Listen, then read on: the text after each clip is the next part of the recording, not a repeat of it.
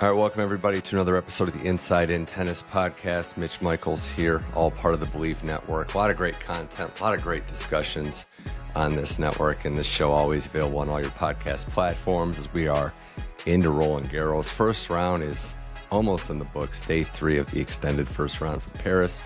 And joining me now, an ATP writer who's been on the show a few times.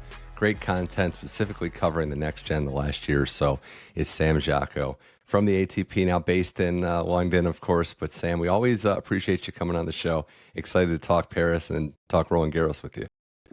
Yeah, thanks for having me on again, Mitch. It's always great to be on to share some thoughts. And there's nothing like a major, and especially Roland Garros, when we know that we've got, Wimbledon coming up as well. It's a great time of the tennis calendar. It really is. And we're going to get into all the storylines of round 1, what we might see in round 2. But the one thing I wanted to ask you, because the last time we were on this show, it was towards the end of 2024, talking about the next gen, the event in Jeddah, which has been just a great lead. And I've said several times about the schedule change has been great. It's like the ultimate warm up for the start of 2025. But seeing what happened there and seeing all the success of some of these young players so early, I was wondering your reaction to it. Is it like you're kind of like a proud parent seeing all these guys come through? But it's been special, right? Like this isn't normal that players so young collectively all have success. Yeah, I think you basically took the words from my mouth. It is a proud feeling, especially as that event had quite a lot of success in the first few editions of it, quite a lot of spotlight, and then maybe slightly devalued a little bit.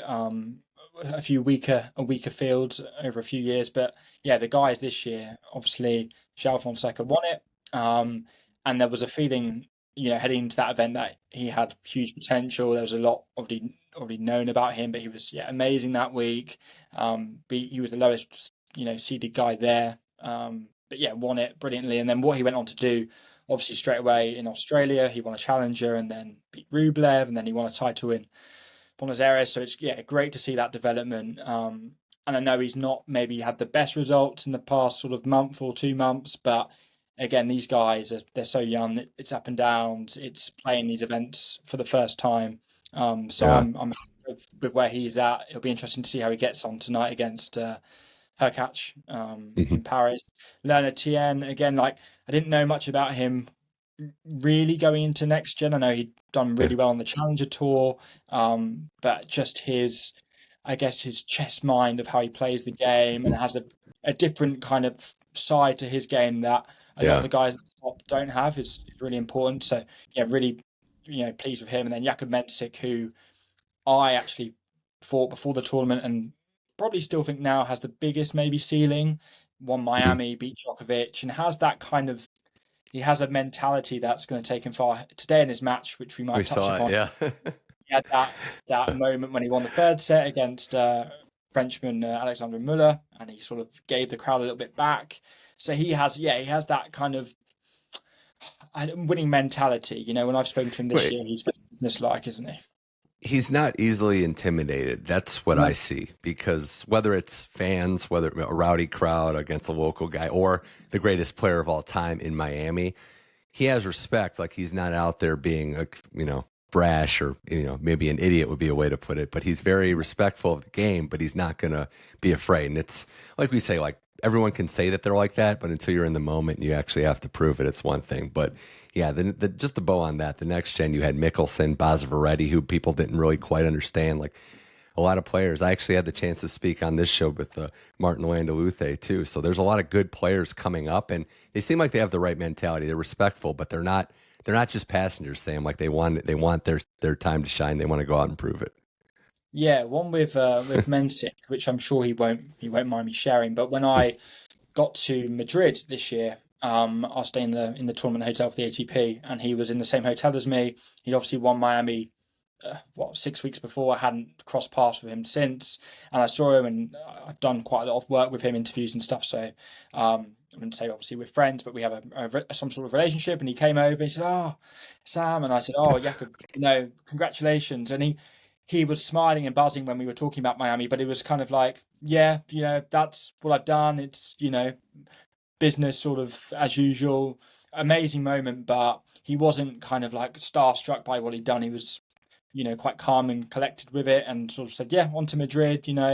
Now I've won one. It doesn't mean it's going to be any easier to win a second, but maybe I will. And I think that kind of mindset's great. And I think Alex Michelson's another guy who kind of has that down to earth, very chirpy, nice kind of guy, but business-like, and it's going to set them up well. And I'm really pleased with the success of them. And I think it's great for the tour that we've got, even like in the early stages of the race to Turin, we've got Mensik up there. We've got, I know it's a bit older, like people like Ben Shelton, different kind of characters up peaks now coming through to break up there. And there's no disrespect to Medvedev and Rublev and Tsitsipas, but to break that kind of top 8 mold, we're starting to see. So it's great. It is pretty crazy to see. And one of the guys that was in Saudi Arabia, it's a good segue, but Rafael Nadal made his appearance there. Saw him speak to some of the players. That was something, right? The Roland Garros tribute to Rafa was something. It was well deserved, and it was just very, very well done in the sense of kind of capturing as best you could what he accomplished and what he meant to that tournament. And also, I mean, it goes without saying too, Sam, like this is a player who comes from a country not French, but accomplished so much there. They honored him, I thought, very well. They had the peers, they had the people behind the scenes. And then the footprint, obviously, on the court, which is just a fitting tribute to his legacy. But to see Rafa's emotions, to see what it meant to him, it's hard to capture that legacy, right? But I think the French Tennis Federation deserves full marks for what they did and what they did in paying tribute to such a legend. Yeah, and I was pleased that it was held on like the first day of the event. I've seen a few different people say maybe it should have been before the tournament, but I don't think it would have got quite the eyeballs on it. Day one, that was the kind of marquee thing on day one, because I know Sabalenka played on day one, but it was maybe a soft launch of an order of play. Maybe having that as the main focus was great. And yeah, giving him the chance just to speak. I know he doesn't really love loads of public speaking, but I'm sure he would have wanted to have that moment to thank people. That's part of his character. People say it, journalists, reporters. I've seen it where he's at events holding doors open for people, thanking people, like literally thanking the cleaners when he's leaving events. I've seen, which I know sounds maybe standard, but that a lot of tennis players don't do that. So to have him sort of have that thanks was great. And then also it was nice seeing the crowd with the Mercy Rafa, like everyone just kind of giving back his love. He deserves so much love. The tribute I thought was quite nice because, he's got the statue.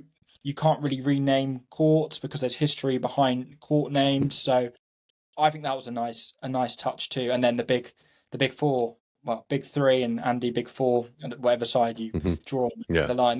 That was cool. It always is cool seeing those guys together. Yeah, like a good fake out where it was like they're going to do a tribute and they're actually there. So very, very good. I just, it's closure in a sense, but it's also good. We have another generation coming up taking the mantle, and I think the way Nadal carried himself, that's the best part, right? Like you hear the players like Badosa say, I looked over to the foot imprint, and when I was down a set and I fought harder, and then Sinner saying he was a role model for us. We can talk about the tennis and the accolades till we're blue in the face, Sam, but when you hear his peers say what kind of a guy he was, that's the stuff that stands out the most to me about how special he was. Yeah, and it kind of linked to his speech in general. A lot of it was, especially when Roger was on the court and Andy. I know obviously Djokovic is still playing, but he was talking about, what they've achieved on the court is great, but it's now time to continue to build, good in the world and a legacy that's away from just the court with action, which is really important, I think. And yeah, the tributes to him from other players just, they speak for themselves, don't they? About how revered he is as a player and more importantly, really as a person. So yeah, I thought the tribute was well done. I think the time length was good, especially in a day of social media and when people kind of maybe can't sit still for longer than an hour or keep concentration on something for that long. To give him half an hour to speak, really engaged, and then have people coming onto court, that was special. I thought it was nice, and he deserved it because last year he didn't want one, did he? Like after he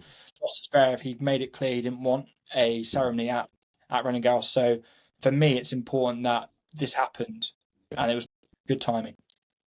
Certainly was. Again, can't ever see this ever happening anytime soon or in our lifetimes, but props to Rafael Nadal. We're going to segue into the tennis so far. One round almost in the books. We're recording this at 12:15 Eastern time here.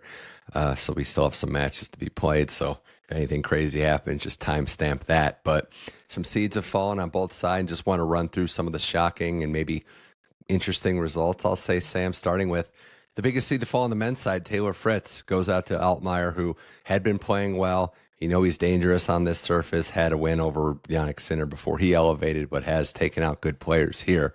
And he was the better player in that match. Fritz was not comfortable. He didn't come in on any sort of groove. The seeding was a little weird given that form, but it's still at the end of the day, Sam, the number 4 seed, the top-ranked American, going home in round 1.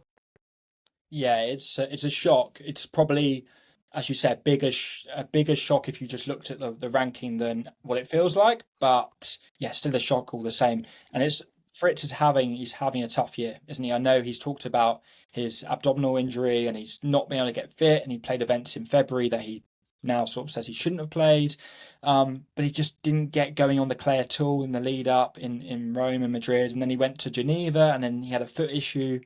I think during that event, which sort of impacted him against Altmaier, he said, and he just said he couldn't move. He said in his presser that he really struggled to slide on the surface, to move like he normally does, and he was kind of surprised as why that was the case. I know he hasn't maybe had the reps coming in, hasn't played loads of matches.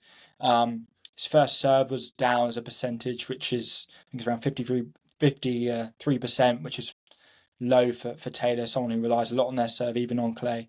So yeah, disappointing. He's just not got going this year after having such a great finish last season, where the only guys he was losing to was, I think, Djokovic, Sinner, Alcaraz. This year he's losing to a lot of guys, ranked 60 to 20. So yeah, a disappointing result. Disappointing one. Altmaier moves on.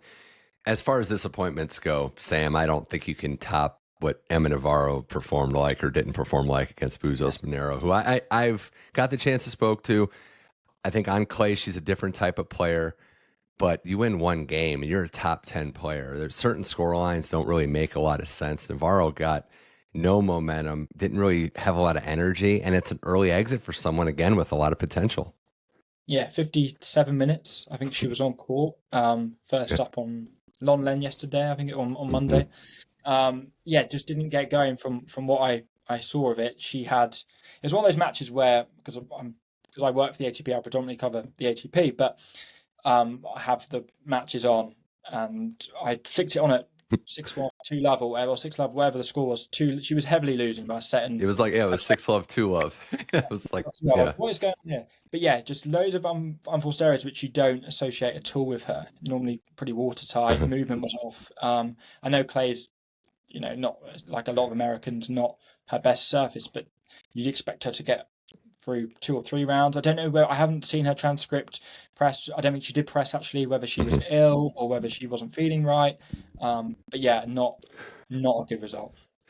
Yeah, there is a depth to the women's game. Maybe it's not as top heavy, but I do think you're in that, if you're a top 10 player, Sam, you draw a top 50, 60 ranked woman, it could be a little tougher than maybe it was in the past, but still, yeah, that was a tough one. Maybe the upset so far that I was most impressed with, I know it's hard to rank these upsets, but given what has been happening recently, Gabriel Diallo beating Cerundolo in straight sets.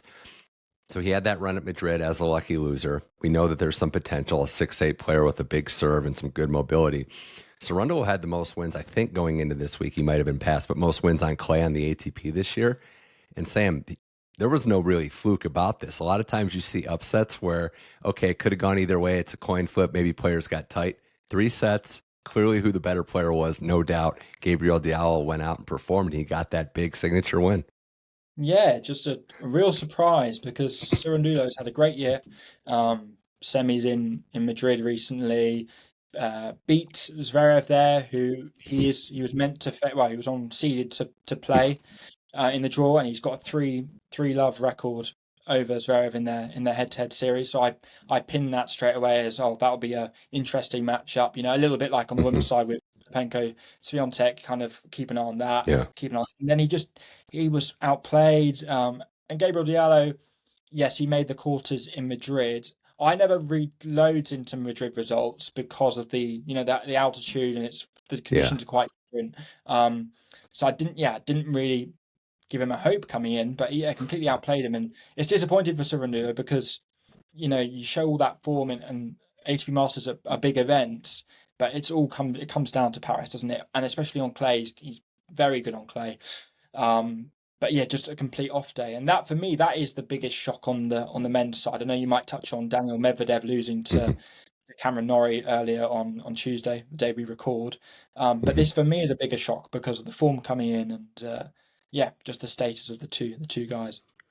Well, what it does too is it opens up. Well, maybe not opens up, but it gives some of these players maybe more intrigue. I know tennis players in general, maybe not the top players, but most players don't look at the draw. Zverev had been trying to find form.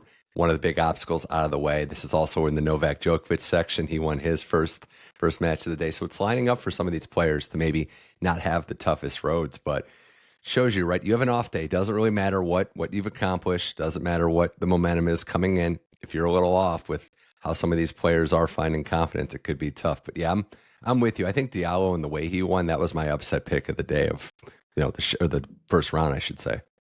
Yeah, especially on the surface with it being clay. If it was grass, I wouldn't be, because of obvious reasons, because of his serve, because of his game, it wouldn't be as big in my opinion. But on clay, I did not see it coming. So quite a few sections already of the men's draw kind of Yeah. opening up, with the Fritz bit. And Well, then this section. I'm glad you mentioned that, because with Fritz out, there's that section, and we're looking at who's going to make the quarterfinal from that section, quarterfinal or further.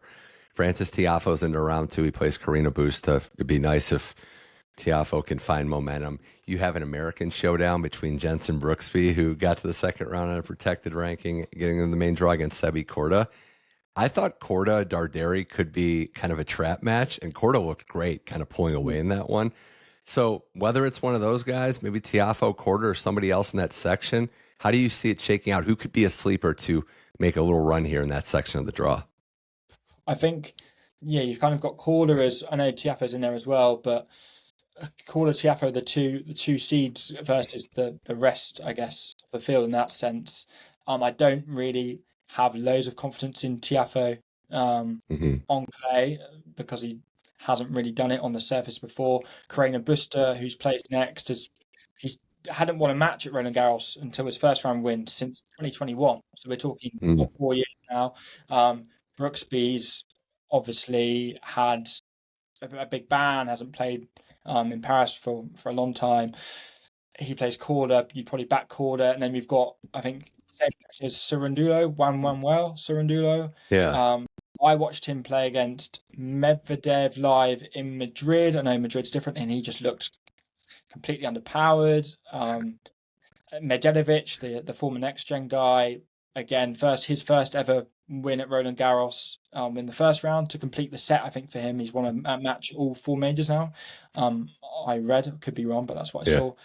I honestly, It's I fun. think that's it's fun, and it's about the depth again of the game, of the men's game. There, you could throw a coin up in the air and land on any of the kind of 7-8 guys in there. I wouldn't be strong on that, but I would be very strong on Mazzetti in that overall section now to progress through to what would be the semis. Boy, Korda, though, it's like, there's been so much potential and hype, and he looks great in spurts. It hasn't been there consistently. This is an opportunity. The draw's open nicely for him. He could walk through that door finally. Well, he won a title in the year he played next gen was 2021, and he won a title on clay.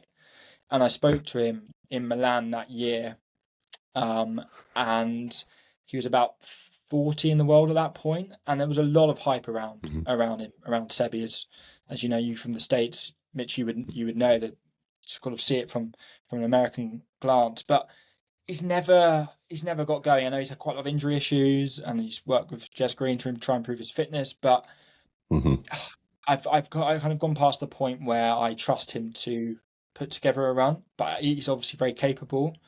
I don't know. He should not kicked on at all. And he's been in the same position basically for the last 3 years. This is a big chance. Can he take it? I don't know. We'll see. We'll see. More with Sam Jacot here on the Inside In Tennis podcast. We're talking Roland Garros as we wrap up round one on this Tuesday. A couple quick things on some other matches. We'll get into some of the other upsets later. But I did want to mention, the men's players pacing the game right now, Sinner and Alcaraz. It was no drama on the court. I think if you're going to nitpick, it's the fashion choices. That was the only thing people had to criticize is what they were wearing out there. But no, it was smooth sailing at least, although the Sinner-Rinder Connect match, that got a little weird, and I don't think it was on the Sinner end of the court. Yeah, Rinderknecht played out of this world for about 6 games in the third set, 5 games. He was redlining the ball. He was overpowering Jannik Sinner, who normally has such obviously a stable base. It's so clean and just can outlast anyone from the baseline. And he was completely outplayed for about 5 games in that second set, and it was perfect. It's what you want in a night session with the French crowd. It gave him a little lift, and he was really good. But Jannik Sinner, what impressed with him, which I think you probably agree, Mitch, he just kind of took it in his stride, as he does, let it come over him almost, let the wave past, and to finish straight sets is.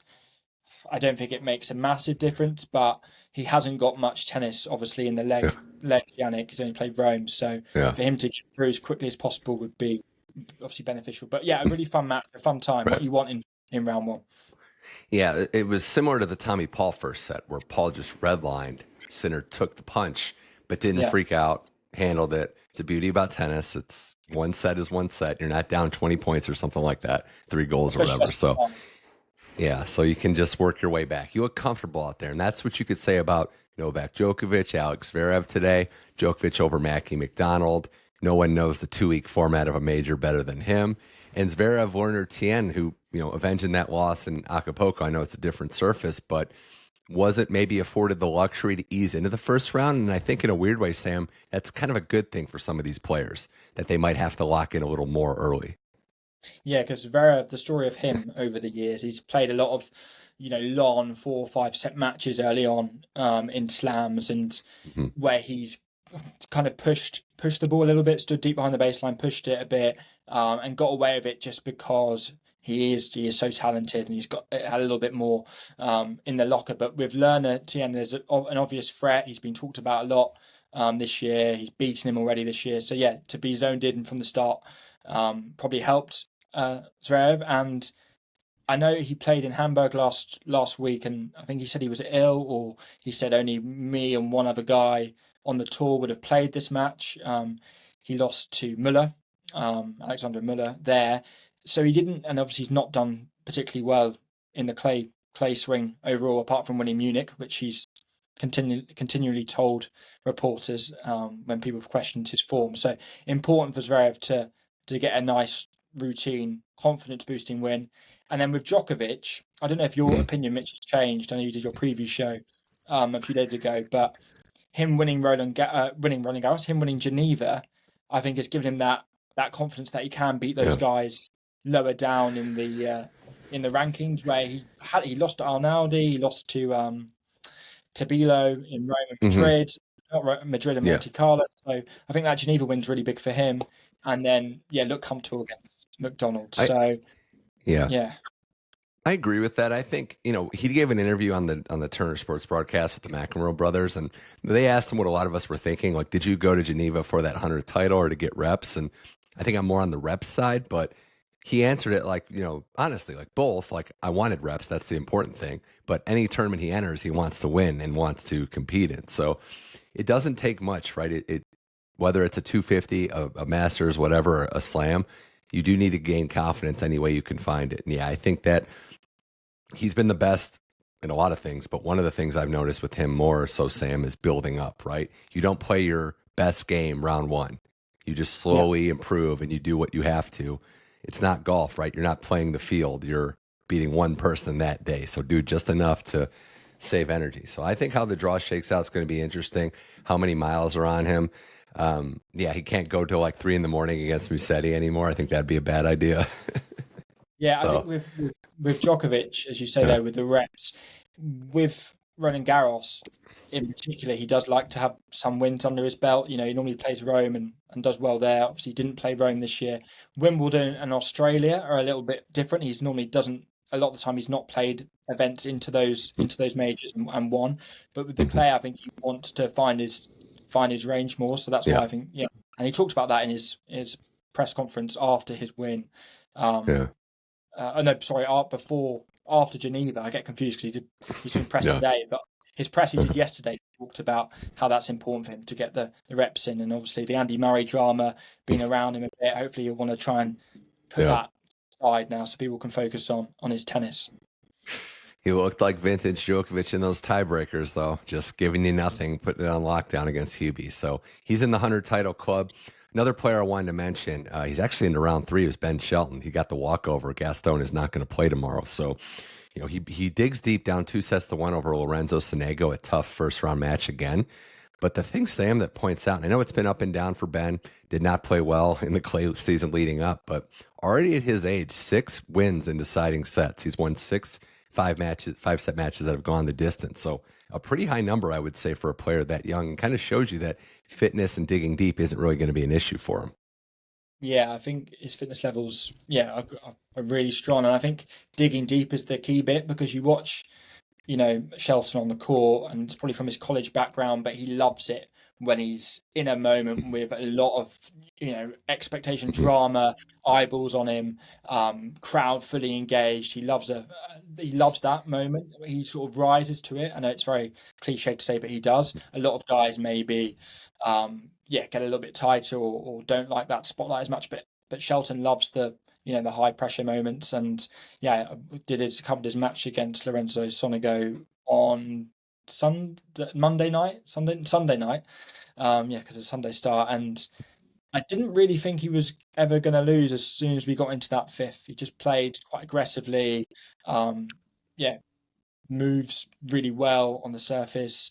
Hasn't had the results on the clay this year, but into the third round, obviously after Gaston's retirement, and he has won a title on clay before. He won in Houston.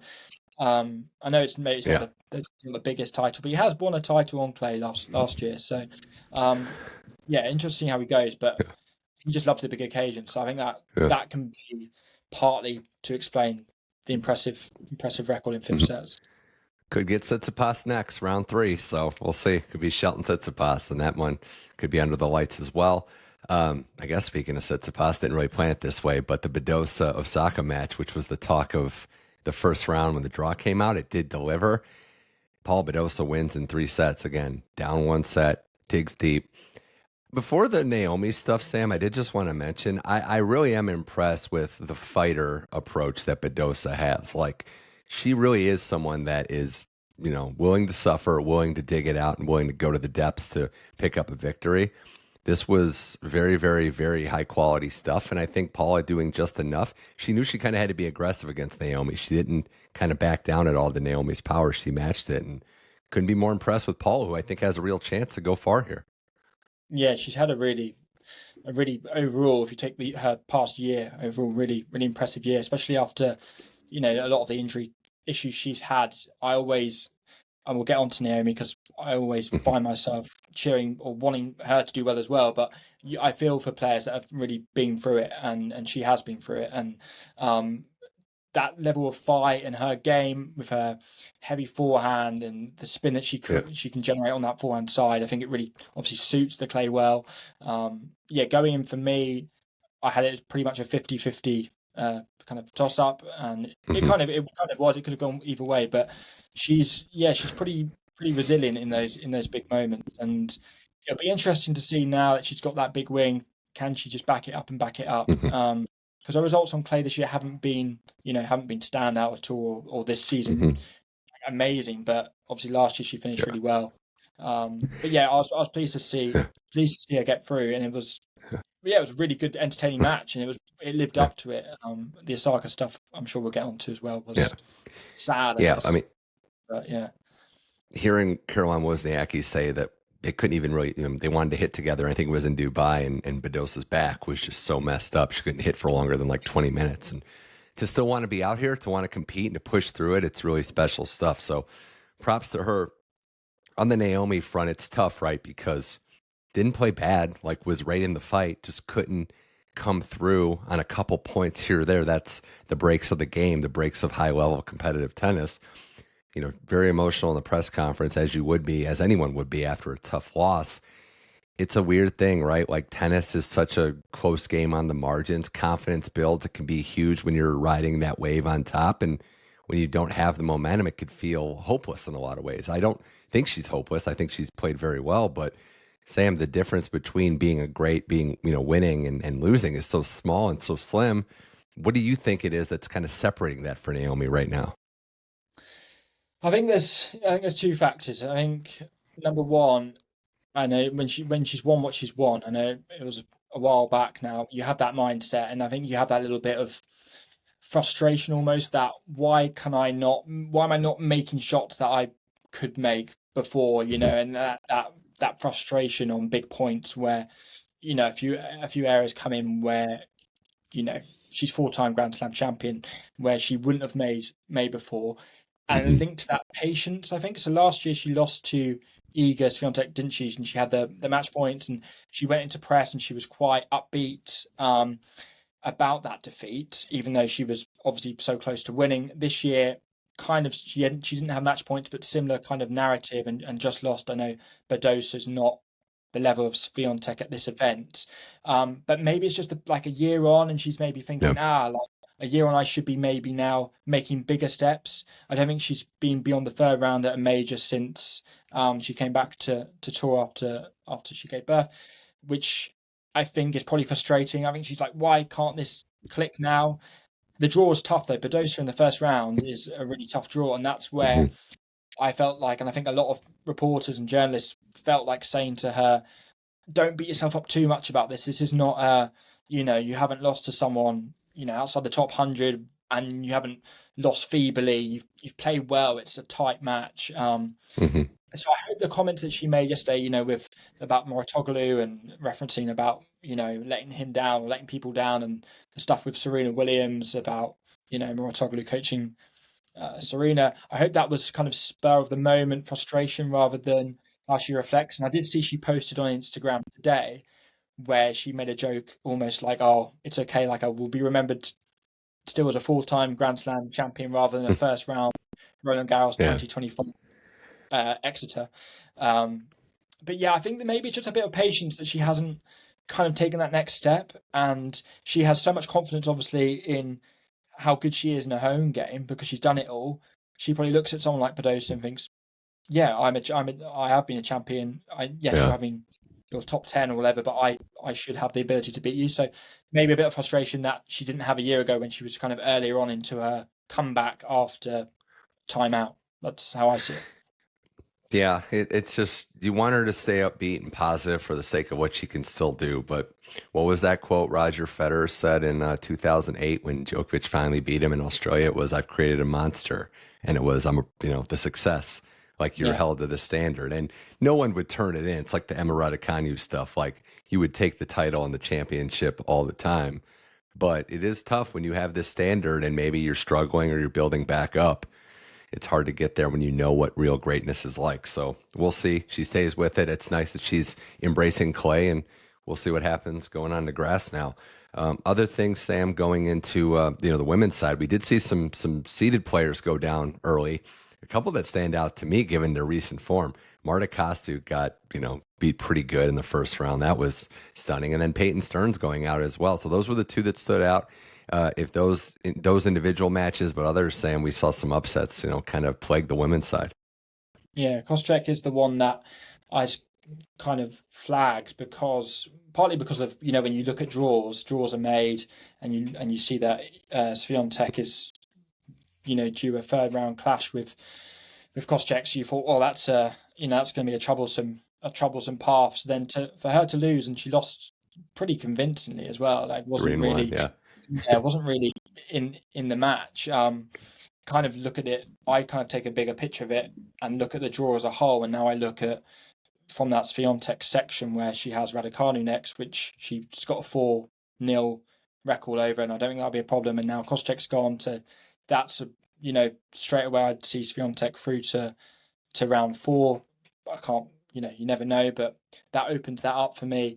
Peyton Stearns again is a bit like Emma Navarro, someone who I thought would, get through 3-4 rounds here to see a defeat this early. Yeah, I don't know. Eva played well though. It was. I wonder because Eva played well. It's good to see her kind of ride that wave of getting through the lucky loser stuff. Australia, find her footing. Was it fatigue? Like, you got to ask that question, right? She played all those physical matches in Rome, and you wonder. Also, I mean, it's also like the natural letdown, right? You get to a seeded point for the first time. You've kind of been chasing this, like, I got to get seeded at a major. You get there, and then you suffer the letdown. So it's tough. It's tough to play this game. Yeah, there's the highs.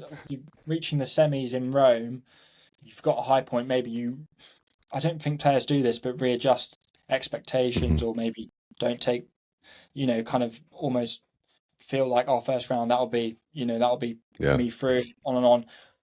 But I don't really buy into the fact that she maybe has fatigue, because she did have what Rome was 10 days, or I think she had a 10-day gap between the two matches. The conditions are similar. I know she had three setters in Rome, but I think she just, it's a disappointing defeat, because you can't be losing 6-3, 6-love when you've kind of built yourself to a point when you've got your seeded position. So not a great result for another American woman. But no, unfortunately, no. We did get. I mean, American woman. We had a big one today. Haley Baptiste overhead at Maya, so that was big. Yeah. So Baptiste, Maya had been playing better. She did play better for maybe the first time all year last tournament. Baptiste has been winning a lot of grueling matches, so nice to see her elevate up. And the last thing on the women before we talk about some more men's upsets here, Sam. Good to see Barbora Krejcikova back winning, and kind of showing that emotion, which she doesn't normally do. But she played Strasbourg, lost her first match, but got a win at Roland Garros, the 2021 champ. Been through a lot of injuries. It was nice to see her back and in the winner's circle. Yeah, it was nice to see her win. To be honest, I wasn't overly taken by her performance, but I think it's just important to win a match. Her movement, she looked a bit fragile as she moved, and it kind of. It's hard to believe that she is the reigning Wimbledon champion, considering the year she's had. But really nice to see her win. I didn't take. It wasn't a win where I thought, okay, right, she's won, she's in business. Can she have a deep run? I think she's in the section of Swiatek as well, if I'm right, which would be potential. I think she's in the Swiatek section. You got Ostapenko there too. Remember, Ostapenko is just floating too. She had, by the way, Jelena had like a traditional scoreline, right? 3 sets all over the place, but wins. Yeah, just first set, and then she looks like she's going to completely dispatch her, like 6-love, 6 whatever, and then it wasn't quite that. But it's. I really, really, really want Ostapenko, Swiatek in. That I really want that matchup to happen. But back to Krejcikova. I'm pleased that she won. I just don't personally. I don't see how far I don't think she's going to go much further. But good to see her win. Well, a couple more things with Sam Jacot here on the Inside In Tennis podcast. We're talking Roland Garros. We have a couple more things to go over on the round 1 side of it, and then we'll look at where we are in round 2, some matchups we already know about. Yeah, we talked about it a little bit. Daniil Medvedev going out to Cam Norrie, and maybe a traditional Medvedev scoreline, right? Down 2 sets, forces a 5th, up a break in the 5th. And Cam Norrie, who found a little something in his game in Geneva, gets it done 7-5 in the 5th. When you watch this match or go over this match, instant thoughts, Sam, is this more about Norrie or Medvedev struggles when you look at the result here? Medvedev, for me, it's just quite hesitant still when you watch him, and I know he's been so successful by sitting deep, digging in, but he's just got no kind of power to hit through at the moment, players, and he's quite passive in the closing stages of that match, letting Norrie dictate, and Norrie's a guy who's maybe picked up a little bit of confidence recently, but hasn't won many matches at all in the past year or so. So it's a guy that, like, if you put under pressure, you should find your way through. But just a really slow start. A bit like Australia, like it's just in a long 5-setter early on, and he's just not having a good year. And I spoke to Daniil in Madrid, and he was quite relaxed. As I think the third time I've spoken to him this year, and I always just say to him, I don't want to be too negative. Like, I work for the ATP, I want to promote these guys. And I said to him, "Are you concerned about your results?" And he always says, "No, no, I'm not really concerned. We change a few things in practice, and we do this, and we do that." And I read through his transcript, his press transcript before we came on here, and it's the same kind of tone. It's like, I won't lose sleep on it, move surfaces, but he looked angry at match point. I don't know if you saw, he shook Norrie's hand and he gave like a quite a deathly stare over to his box. He's clearly not happy inside, but yeah, great win for Norrie. Just Medvedev, he can't get going, and it's not a massive. It's not a massive shock really because of how he's been this year. Yeah. I mean, the clay stuff's been funny, even though he said that he likes it more. I think we can all see where it is on the pecking order of where he likes to play. He made the racket change too, which was odd. I heard Chris Eubanks say and that is so rare, right? Going like a complete string change mid-match. So I think he's searching for it. And I hope that, my hope, Sam, is that we haven't seen the best of Medvedev. It's a possibility we have, but I hope that there's still enough in there. He's still in his 20s, but the game continues to improve and evolve. And you hope that he can find what got him to a major title in the number one ranking. But yeah, that was a befuddling one for sure. Really did kind of set the tone there. The other sad news today was, I guess good for the American front. Ethan Quinn goes through Grigor Dimitrov. Dimitrov was up 2-0, ended up 2-1, but the back, it seemed like it was the back. I'm not entirely sure, but Dimitrov just can't quite stay healthy. This has happened a few times this year where Dimitrov just can't get through and finish some of these matches. Yeah, I think it's his fourth. Is it his fourth slam retirement in a row? I think, or in a yeah, I think four. I think it's 4 Grand Slam retirements I read, which is it's just tough. I know he retired in Australia against the Italian Francesco Bazzaro, and it's so frustrating with Dimitrov because you feel a little bit like Badosa actually. You feel in the past kind of 2 years he's really got to grips with his game. He kind of he plays much more percentage tennis than he did when he was kind of younger, and he's showing so much, but he can't keep the body fit because ultimately he's been on tour now for 13, 14, 15 years. He's 34, which you look at Djokovic, who's 38, and he kind of changes your perspective on the whole age situation. Guys at 38 shouldn't be doing what Djokovic does. So 4 years younger, 34, that is physically late into your career, and it's really sad to see because he's playing well. He played really well the first set and a half of this match until the back, I think, started to trouble him. But he just can't get any rhythm going, and it's sad because his game's there, but his body's letting him down, and I don't know at this point of his career what he can do to change that. So it's tough, and just looking back, he retired at Australia, as I mentioned. He retired to Tiafoe at the US Open last year, and he retired against Medvedev. So it is 4 in a row. Yeah, it's tough. It's tough there. Good for Ethan Quinn, though. We were talking about the American, how he battled through qualifying. He's been really just grinding his way, getting to this point. So good to see that there. Well, looking at tomorrow, I guess some matches that we know for round 2, Sam, a good way to end. There's a couple tasty ones. We're kind of gearing up. I mentioned Korda and Brooksby being one on the American side. How about Jamie Munar and Arthur Fils? Fils and Munar, I think, could be a show stealer tomorrow. But we have that. We have Alcaraz, Morozan. We'll see if Morozan can kind of recapture some magic. We also have, and I might call my shot here, Sam, the final match in the legendary Richard Gasquet's career. It's going to be tough against Jannik Sinner, but he did get win 6-10 in round 1. So some tasty men's matchups. I don't know if anyone stands out to you. Yeah, it'd be nice. I think Gasquet's, it will be a farewell, you'd think, against Sinner, a guy who's obviously made his debut in 2002, I think, here. Just a phenomenal career. So deserves a good send-off. I'm really pleased he won his first match. I think his opponent's Terence Atman, he got booed off the court by a French crowd, because he is also French. I think he lost the 4th set 6-love don't know how much he was really trying in that last set, but I'm really pleased Gasquet got that win to kind of get this moment against Jannik, which I think that match is Thursday. So for Wednesday, Okay. Marijan Alcaraz will be interesting because obviously Marijan beat him before. I know it was a few years ago. Marijan loves the drop shot. We know how good Alcaraz is with that shot, so that could be quite a fun time on there. I think it'd be interesting to see how Jasmine Paolini gets on against Tomljanovic, because obviously you have the high of winning Rome, and then she was, people talking her up a little bit, and how far can she go here? And then she's a breakdown in the third set of her opening match, but comes through. So yeah, really hoping that she kind of goes well and goes deep. And then Raducanu's Swiatek as well is quite quite a popcorn matchup. Like, I think that will get quite a lot of hype, especially from like a British point of view with Raducanu hype. I don't think it'll be that close, but it'll be interesting to see.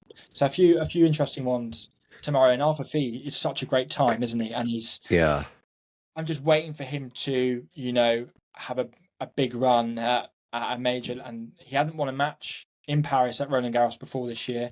Beat Nicolas Jarry in 4 sets. It's not the Nicolas Jarry of old, but he kind of went through the scenic route. He got it done, and Munar's a test. I would love Fees to come out and just win that in 3-4 sets, but pretty routine. Have the showmanship that he has, but not go long-winded on that, and show that actually, I'm here. I can go deep, and I think he's in the Sinner quarter, so that would be a good matchup if we got Arthur. I think Fee against Sinner would be great, especially with Sinner not having loads of matches in the legs. For sure. A couple other women's matches I want to add to the card if you're out there looking. Collins Danilovic, I think, could be fun. They played in the second round last year. It was a great match. Olga Danilovic has done a great job to elevate her game. I'm intrigued by Rybakina Ivajovic. I think that could be a test. Rybakina didn't look like she was at her best, kind of struggling against a player outside the top 100. Those two are on my list. And one that got added due to results today, we're going to see Mira Andreeva versus Ashlyn Kruger in round 2. And I'm on record. I put my flag in the dirt. I think Kruger has top 10 potential. We'll see if she gets there, but those are 2 young guns on the women's side playing. Yeah, it's a good marker, because Andreeva's been so good this year, with the 1,000 titles earlier in the season, then solid showings in Madrid and Rome, and really like just a straightforward win in her opening match. I think she's won 28 matches already this year, and she reached the semis last year. And I don't know, Mitch, the involvement we've seen with her as a player just in 12 months it's been really exciting. I know there was loads of hype and promise with her last year, of course, but now just seems to have gone to another gear. And I have her in I know predictions are always risky, but I have her in my kind of top 4. I know she's the 6th seed high up, but I have her right up there as challenging with Swiatek, Sabalenka, Coco Gauff, and her. I think she's right in there with a shout. So it'd be a good test for her. I think she'll come through, but always great to see her. Well, we shall see what happens. Sam, Jacot, this was fun. Any final thoughts as we say goodbye here? Things you're looking forward to at Roland Garros, or maybe expectations you have for the fortnight going forward? I've touched on my women's sort of 4 picks there. I think if Swiatek can get anywhere close to her best, I think she'll win it.